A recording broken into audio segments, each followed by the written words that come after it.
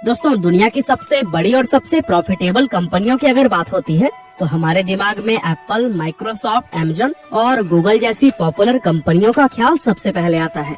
लेकिन असल में दुनिया के अंदर कुछ कंपनियां ऐसी भी मौजूद हैं जो कि पॉपुलर भले ही ना हो, लेकिन प्रॉफिटेबिलिटी, रेवेन्यू और मार्केट कैपिटलाइजेशन के मामले में उनका कोई मुकाबला नहीं है।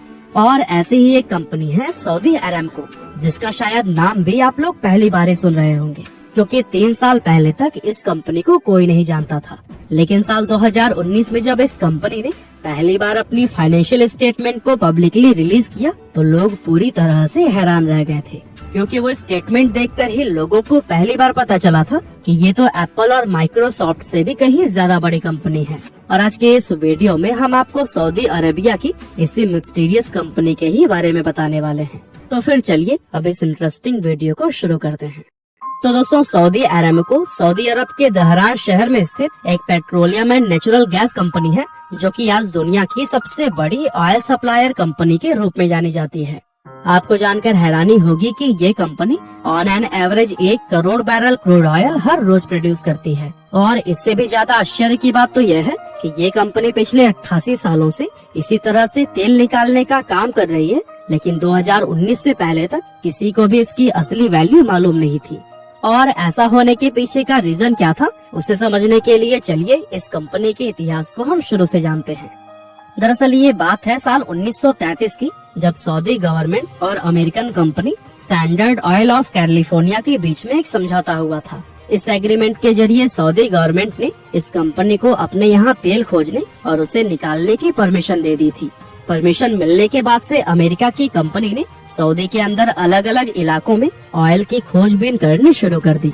अब स्टार्टिंग में 5 सालों तक तो इस कंपनी को तेल खोजने में कोई भी सफलता हाथ नहीं लगी, लेकिन आखिरकार साल 1938 के दौरान दहरान शहर की 7वीं ड्रिल साइट पर कंपनी तेल का एक कुआं खोजने में कामयाब हो गई। और फिर बहुत ही जल्द उस कुएं से इन्हें 15,000 बैरल क्रूड ऑयल हर रोज ही प्राप्त होने लगा। और फिर तभी कुछ सालों के बाद से 31 जनवरी 1944 को इस कंपनी का नाम बदलकर अरेबियन अमेरिकन ऑयल कंपनी यानी कि अरामको रख दिया गया।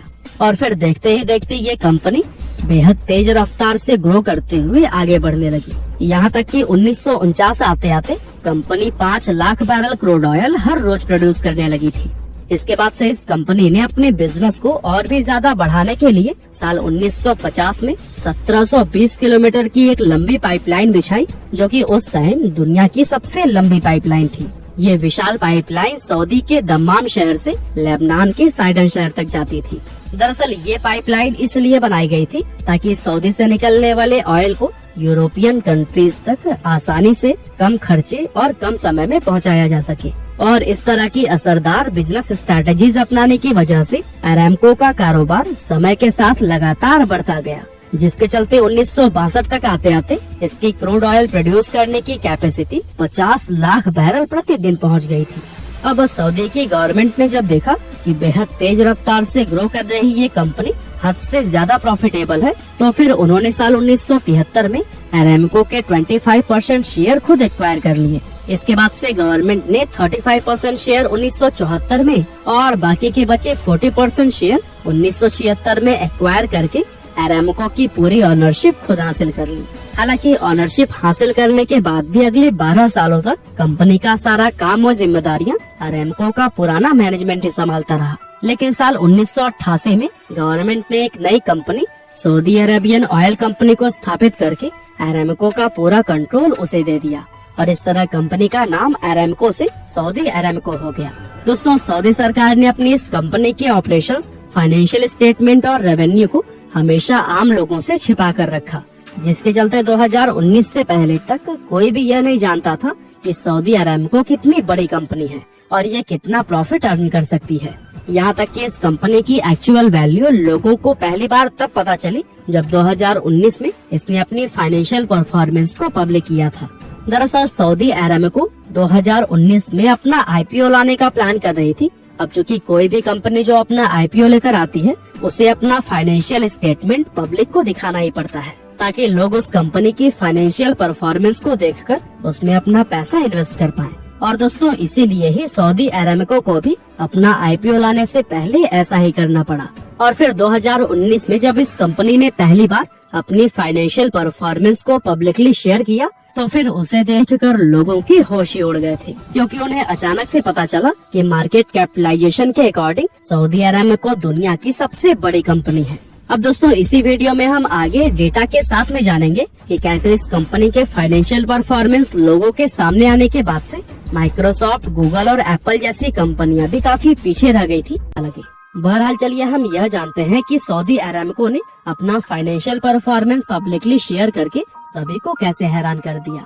दरअसल पूरी दुनिया के लोग पिछले कई सालों से एप्पल व माइक्रोसॉफ्ट को ही दुनिया की सबसे बड़ी कंपनी मानते आ रहे थे। असल में किसी भी कंपनी का मार्केट कैपिटलाइजेशन ही हमें बताता है कि वो कंपनी कितनी बड़ी या फिर कितनी छोटी है।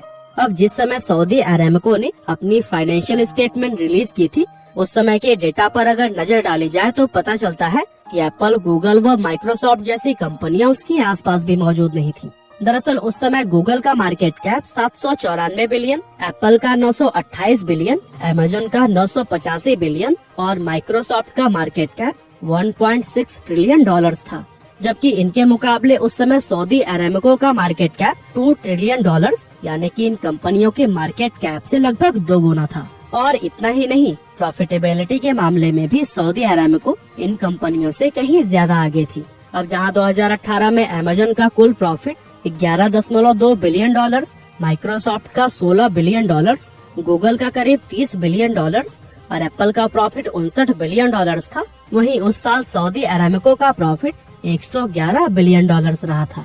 यानी कि जितना प्रॉफिट 2018 में माइक्रोसॉफ्ट, गूगल और एप्पल ने एक साथ मिलकर कमाया था, उससे कहीं ज्यादा प्रॉफिट सऊदी अरामको ने अकेले ही अर्न किया था।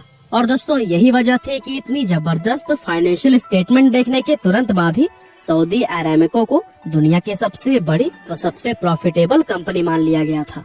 इसके बाद से जब 4 दिसंबर 2019 के दिन सऊदी अरामको पहली बार अपना IPO लेकर आई तो फिर वहाँ भी उसने नए रिकॉर्ड्स कायम कर दिए। दरअसल सऊदी अरामको ने अपने 1.5% शेयर के बदले में कुल 25.6 बिलियन डॉलर जुटाए थे।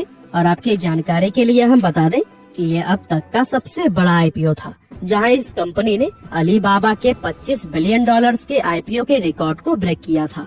और दोस्तों सऊदी अरामको यहीं पर नहीं रुकी, बल्कि इसके बाद इस कंपनी ने अलग अलग देशों की बड़ी बड़ी ऑयल कंपनी को एक्वायर करना और उसमें अपना पैसा इन्वेस्ट करना शुरू कर दिया, जिसके चलते ये कंपनी समय के साथ साथ आकार में भी अब और भी ज्यादा बड़ी होती जा रही है। वैसे दोस्तों आपकी जानकारी के लिए हम बता दें कि IPO के जरिए भले ही सऊदी अरामको के 1.5% शेयर सेल किए जा चुके हैं, लेकिन बाकी के 98.5% शेयर की ऑनरशिप अभी भी सऊदी सरकार के पास ही है। इसीलिए सऊदी अरब की इकोनॉमी काफी हद तक इसी कंपनी पर ही डिपेंड करती है। अब दोस्तों सऊदी अरामको चूंकि एक petroleum and natural gas company है, तो फिर ऐसे में इसका बिजनेस पूरी तरह से ऑयल और नेचुरल गैस के प्राइसेस पर ही निर्भर करता है। जैसे जैसे ऑयल के प्राइस ऊपर नीचे जाते हैं, वैसे इसके शेयर का प्राइस भी फ्लक्चुएट करता है। साथ ही जब ग्लोबल मार्केट में क्रूड ऑयल का प्राइस नीचे जाता है, तो ऐसे में सऊदी अरामको का प्रॉफिट भी घटने लगता है। और दोस्तों यही वजह है कि पिछले 2 सालों में कोरोना पैंडेमिक की वजह से जिस तरह से क्रूड ऑयल का प्राइस लगातार नीचे जाता रहा है, वैसे ही गिरावट सऊदी अरामको के रेवेन्यू में भी देखने को मिली है, जिसके चलते इस कंपनी का मार्केट कैप एप्पल और माइक्रोसॉफ्ट से थोड़ा नीचे आ गया है। लेकिन उम्मीद है जैसे ही मार्केट के अंदर ऑयल का प्राइस बढ़ेगा, वैसे ही सऊदी अरामको फिर से उसी पोजीशन पर आ जाएगी जहां वो 2019 के दौरान थी। हालांकि इसके अलावा दुनिया में इलेक्ट्रिक व्हीकल्स की बढ़ती हुई डिमांड भी इस कंपनी व सऊदी गवर्नमेंट दोनों के लिए ही चिंता का एक विषय बनी हुई है। और सऊदी गवर्नमेंट इस चैलेंज का सामना किस तरह से करती है, ये देखना भी वाकई में काफी दिलचस्प होगा। बाकी दोस्तों हमारी आज की इस वीडियो में बस इतना ही था।